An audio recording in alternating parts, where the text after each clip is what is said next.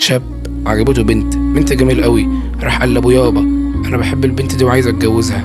قال له والله يا ابني انا بعمل ده كده عشانك، تعالى نروح نخطبها لك. مرة بشتغل عشان مين وبشتغل عشان مين. فراحوا خطبوها فمشوا من عندها. فالراجل بيقول لابوه يابا رايك فيها؟ قال له لا دي حلوه، دي ما تنفعكش، دي تنفعني انا اللي هتجوزها. ازاي يابا؟ دي قد بنتك، دي قد يابا، ده قد ابنك يابا. ازاي؟ قال له انا اللي هتجوزها. الكلام خلص، سعروا مع بعض.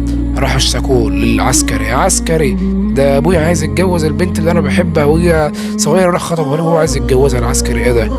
ايه يعني مفيش الا البت دي؟ هاتولي اشوفها. قلت له اشوفها وانا احكم. راحوا لا العسكري لا دي ما تستحقش دي، ولا دي تاخد واحد عسكري زيي. اتخانقوا مع بعض.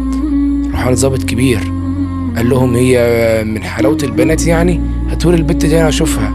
فشافها قال لا دي لا تستحقك ولا تستحق ولا تستحق. مليت صح؟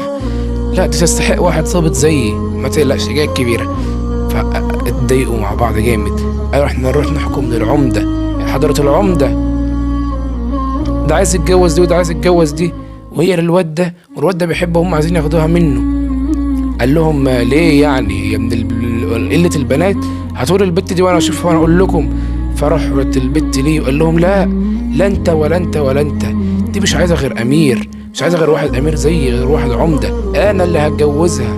بنت اتضايقت قالت لهم كلكم عايزين تتجوزيني وكل واحد عايز يجري ورايا، طب بصوا انا هجري واللي يلحقني هياخدني. فضلوا يجروا ويعفروا وراها لحد ما وقعوا في حفره ما طلعوش منها. قالت لكم شفتوا كلكم فضلتوا بتجروا ورايا ومفيش حد يمسكني، محدش عرف يمسكني. انتوا عارفين انا مين؟